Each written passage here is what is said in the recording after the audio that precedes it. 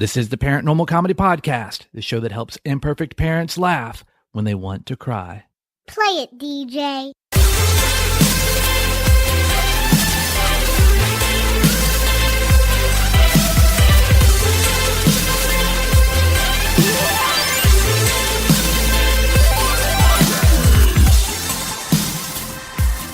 Welcome to the ParentNormal Comedy Podcast. I'm Chris Kate, and this is a very special episode because we're going to be counting down the top 10 parenting fails shared on the podcast so far. 2 weeks ago, we started the countdown at number 30 and counted down to 21. In last week's episode, we counted down from 20 to 11. And while all of those stories were great, and I hope you go back and listen to them if you haven't already, this episode features the best of the best parenting fails shared on the podcast. I realize that best is not really the best word when you're talking about parenting fails, because one parenting fail isn't really better than another one, which made ranking these stories quite difficult. But I really think you'll get something more than just comic relief by listening to these top 10 stories. The takeaway I hope you get isn't that mistakes are no big deal. It's that we all make mistakes, and that there's no such thing as a perfect parent.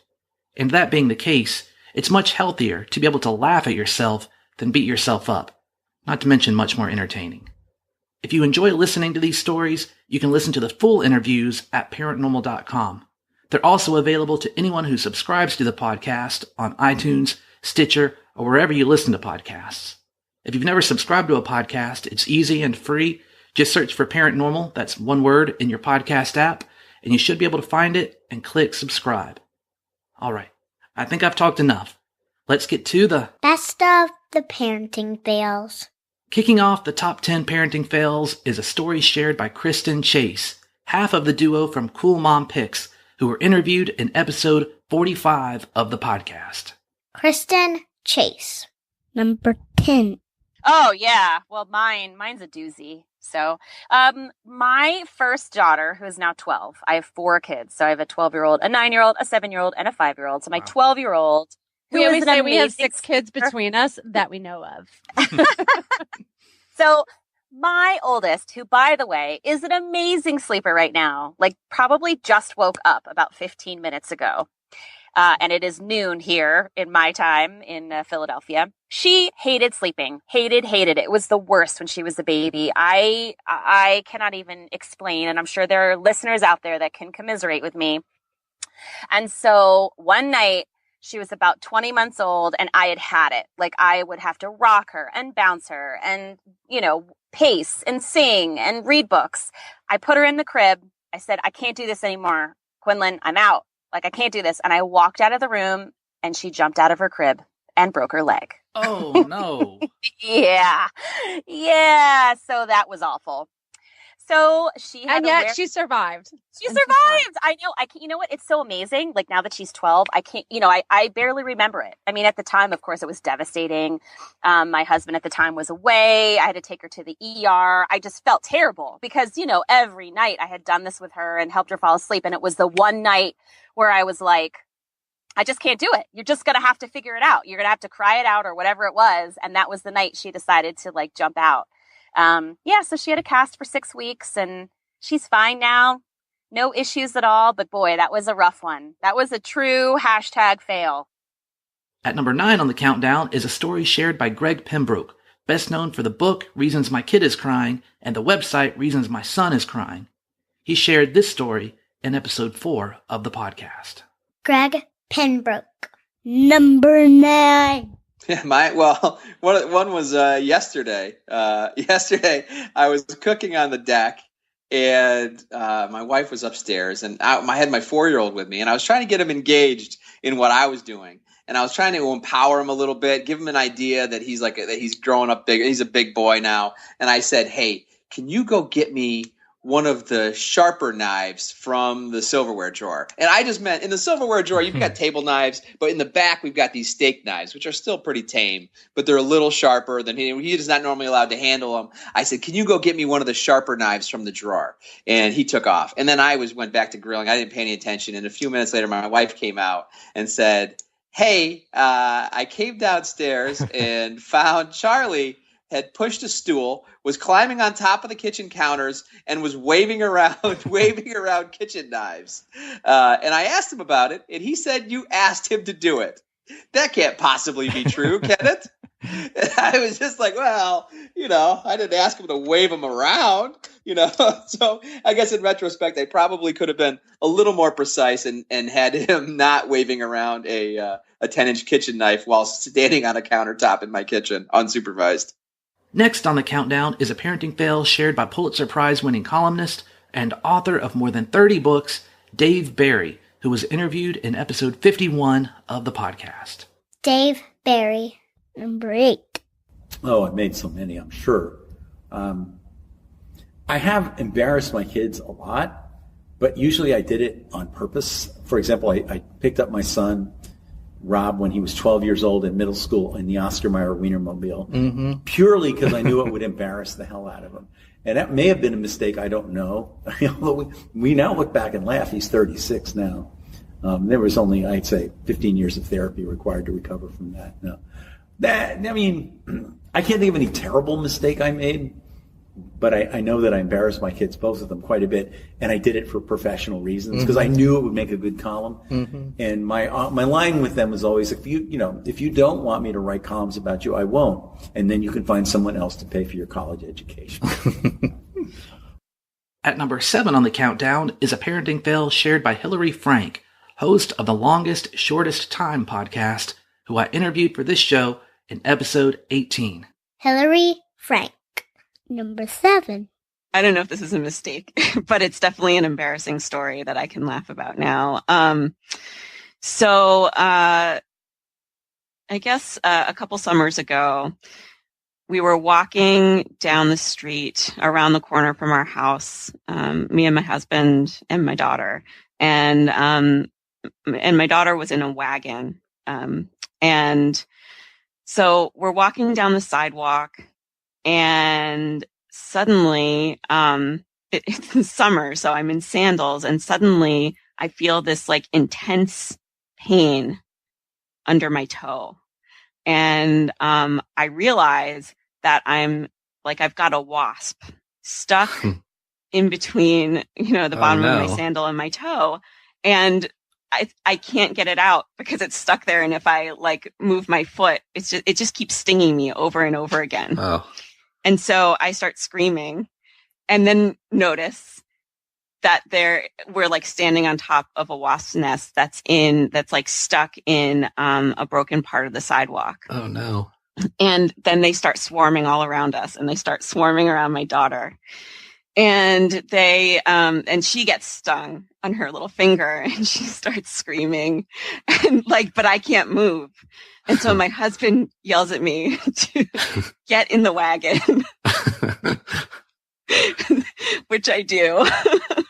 And so my daughter and I are just wailing in this wagon, and he has to walk us both 3 blocks back to our house, just hoping that no neighbors see us. And at the time I was just so horrified, how could this happen? And I can't control myself. I'm just wailing in agony. But now I look back on it and I'm that must have just looked so funny. Yeah, that would be really funny to see. Yeah. Next on the countdown is a parenting fail shared by David Del Porto, a YouTube sensation who manages the My Life Suckers website. She was interviewed in episode 15 of the podcast, and her story checks in at number 6 on the countdown. David Del Porto, number 6. Oh gosh, there's so many. I don't. That's always the first response I get is there's so many. I'm constantly failing. Does it have to be G-rated? You tell the story, and then we'll figure it out. All right. Well, my G-rated story is one time I dropped my son off at his Taekwondo class, and I realized that I had forgotten something at home. So I drove home to get what I had forgotten, and I'm hanging out at home, make myself a cup of tea, get on Facebook, TikTok, TikTok, TikTok. I completely forget that my son is at Taekwondo, or that I even have a son. Oh no. And all of a sudden they get a phone call and I realize, oh my gosh, I completely forgot that I had a child. So I raced back, and it was one of the worst parenting moments of my life. Well, what is the PG-13 rated?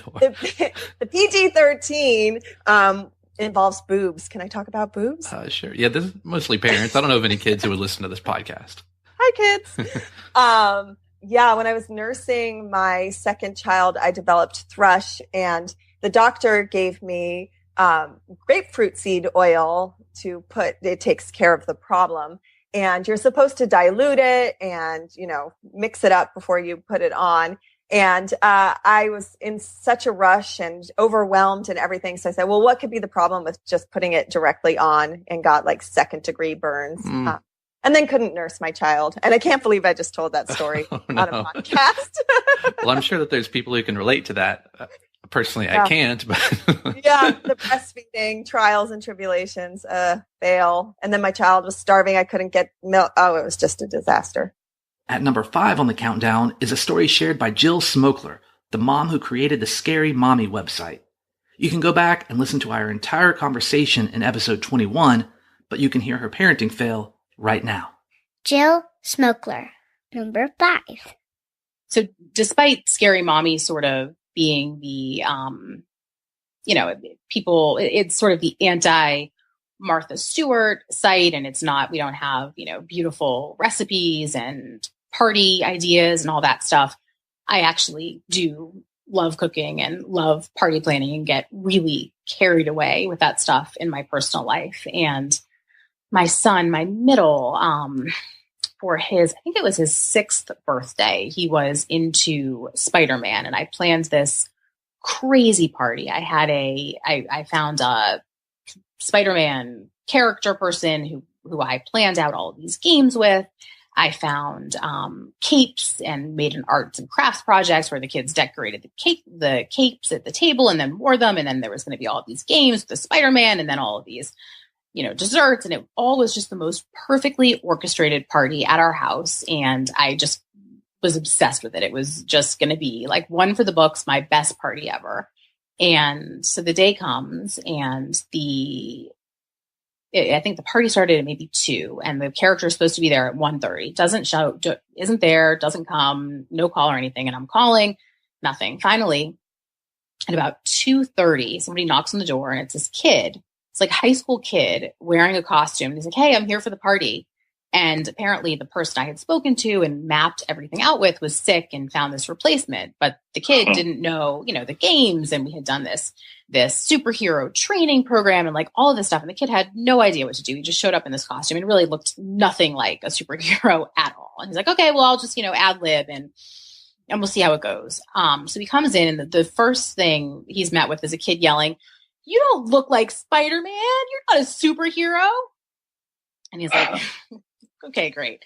So he goes outside. He's like, okay, kids, let's play chase. And the Spider-Man runs up a tree for the kids to chase him. And the kids start like running up the tree as well. And all the parents are sort of sitting around like, what is happening? The kids can't be climbing this tree. So we pull the kids down, and the Spider-Man, instead of just like going up the main part of the tree, is climbing up onto all of these branches, and the tree is swaying, and it's looking like somebody is going to end up with a broken neck. The party is just falling apart. The cape idea, which I thought was so genius, everybody's covered in like glitter and glue, and there's no games to play. Like, it was just the biggest bust of a party, and all the parents are standing around in the circle with their kids who are like just so disappointed that this character isn't who they thought it was. It was awful. And I sort of now look back on it whenever I'm planning any party, and I scale back my parties, needless to say, since that one.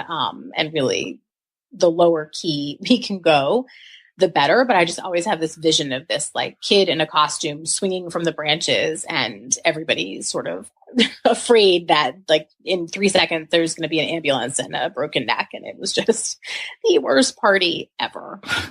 Yeah, party planning is really hard because you never know what's going to happen or how the kids are going to behave. And no, you never do. And it's funny, my youngest just had his 8th birthday a couple of months ago, and we just invited about 10 boys over and had pizza, and they played football in the yard. And it was like absolutely no cost, no planning, no nothing. And they had a blast. He was thrilled. It's like the best party ever. So it was definitely a lesson to be had from that. Yeah, that's kind of like when you buy a bunch of expensive Christmas presents for your kids, and yet it's the wrapping paper or the box that they're really entertained with.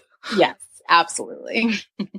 The parenting fail at number 4 on the countdown is a story shared by Jeff Kinney, the author of the Diary of a Wimpy Kid book series, who I interviewed in episode 53 of the podcast. Jeff Kinney, number 4. Yeah, I tend to laugh at the wrong times, and my wife does too. I remember in kindergarten, my son came home and he told us that he got in trouble at recess and he had to sit on the line, and so he told us the full story, and he said that he and like a few of his friends pushed a girl at recess, and then as a result they had to sit on the line, and my wife and I were sort of appalled, but the way that he said it, he goes, "Oh yeah, I had to sit on the line," and so we both laughed at that, and then we we sort of corrected ourselves and sat up straight, and with a serious face, I said, "You're telling me that you and 3 of your friends pushed a little girl down at recess?" He was like, "No, there were 5 of us," and we burst out laughing. So that was a parenting fail, And then he started doing a little dance, because he was so proud of himself for making us laugh. So I don't think that lesson sunk in. All right, we're down to the top 3 parenting fails. And at number 3 is a parenting fail shared by Adam Mansbach, who appeared in episode 33 of the podcast. Adam is the author of the #1 New York Times bestseller, Go the F to Sleep, and the book You Have to F and Eat. And here is a parenting fail he shared. Adam Mansbach, number 3. Well, one thing that I remember is one of my models in terms of parenting, in terms of fatherhood, was my cousin Matthew, whose kids are about 6 years older than my daughter. And I remember watching him strike these various kinds of deals and bargains with his kids. If you do, you finish eating all your food, and then I'll read you a story kind of stuff. And I was like, oh, that's brilliant. Little give and take. Okay. Now the brain of a 3-year-old is not really adequately developed to understand the concept of give and take or bargaining. So I used to try this with my daughter when she was like that age, with usually hilarious but disastrous results. I'd be like, all right, Vivian, eat 3 more bites of your food and then I'll read you a story. And she'd be like, her counter offer would be like, no, Papa, I'll eat 0 bites and you read me 1,000,000 stories. And I'd be like, that's not how this works. At number 2 on the countdown is a parenting fail shared by Jeannie Gaffigan. Jeannie is comedian Jim Gaffigan's writing partner. She also happens to be his wife and was his co-writer on the Jim Gaffigan Show. She appeared on the podcast in episode 38, and here is the parenting fail she shared. Jeannie Gaffigan, number 2. I have a really recent one that's a really awesome parent fail. Very recently, I was at work working on the show, and because of my hours at work, I've had to rely on, it's kind of a team of babysitters. And right now I miss them very much because they've all gone home for the summer because of college. A lot of the great NYU students who do the pickups and things after school. But because I have 5 kids and I'm a very organized person, so I have all their class lists and schedules and everything posted in a book, a big master book at home, and I have a Dropbox where the babysitters can go in and see where people are, and then I have assigned people to pick up people when I'm at work, so everything goes all right. And so my 2 youngest boys, 3-year-old and a 4-year-old, are in nursery and pre-K, and they just both happen to have a kid in their class that has a similar name, Pearson. They both have a Pearson in their class. And so Pearson asked me if my son Patrick could have a play date with him. And I said, absolutely. And I sent the babysitter an email, and it went on my calendar as play date with Pearson. And so when the babysitter brought my child to Pearson's house, the mother looked at them like, what are you doing here?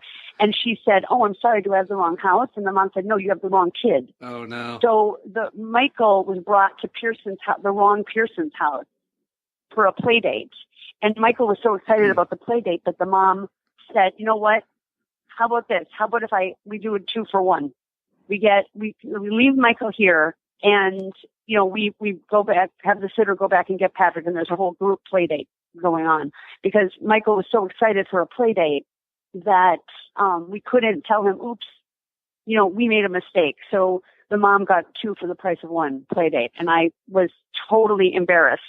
But now it's like so funny that they brought the wrong kid to the play date. That's good. Thank you for sharing that story. That's a good one. Well, we've been through 29 parenting fails, which brings us to number 1. It's not easy to rank these stories, but I knew this story would be number 1 as soon as I decided to do a countdown. I was so grateful when Michelle Lepe, best known as Nina on Sprout's Goodnight Show, agreed to be my first guest ever on the podcast. It helped launch the show with a great interview, and she knocked it out of the park when she shared her parenting fail. Michelle Lepe, a.k.a. Nina from Sprout. Number 1. There's a lot of parenting fails. You know what? I have a funny one. Okay. So this is my first child was about 3 months old, and I had to go, I live in South Florida, but I had to go to Philadelphia where Sprout's headquarters were at the time. They've moved to New York since then, but they were in Philadelphia, and I had to go for a quick session, and I decided to take my baby and my mom, and she was going to help me watch the baby while I had to do a few hours worth of work. And so I went to their offices. You want to show off your cute baby, and everyone kind of wanted to see the baby and meet the baby, and she's really adorable. And mind you, it's December in Philadelphia, so it's about 10 degrees. So we're walking around the offices, and there's a circle of women, and everyone's just oohing and awing over the baby. My mom's holding the baby, the president of Sprout, the vice president of Sprout. I mean, everybody, the top level of Sprout, they're all women. They're all standing around in a circle, just oohing and awing over the baby. And I look over at my mom, and I see liquid dripping from the diaper, like literally dripping on the carpet in the middle of the office, right outside of the president's office. Nobody else noticed this. And I'm like, oh my God, she just had an explosive poop. We've all been there. Well, I hadn't been there. This was my first time. So I'm like, Mom, trying to be really subtle. So maybe I can go to the bathroom and change the diaper now. Yeah. Nobody looked down. Everyone's like, I'm trying to distract them with something over here. And so the president says, no, Michelle, just use my office. We'll just clear off the conference table. Just I have kids. Use my table. It's no big deal. I'm like, no, I don't think I can really do that right now. Okay, I will. And she's forcing me into her office. Please use my desk.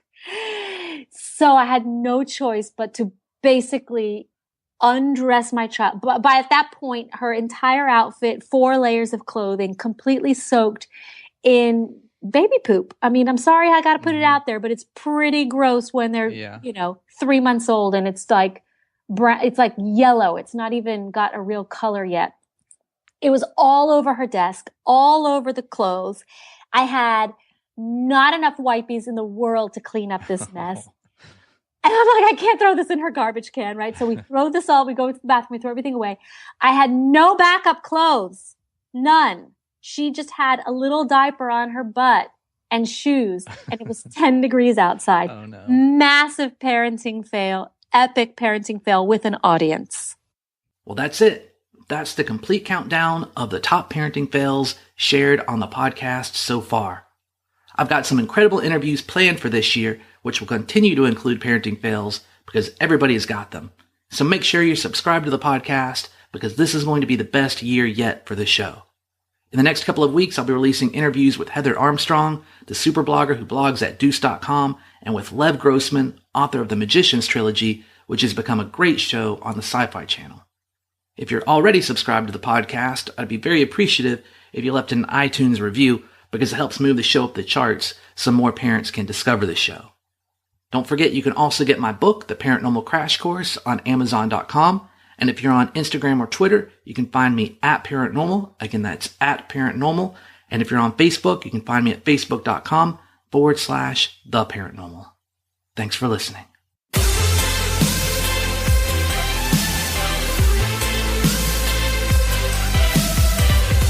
Thanks for listening. Bye-bye. Thanks for listening. I can't really do it. You can. Just say thanks for listening. Thanks for listening.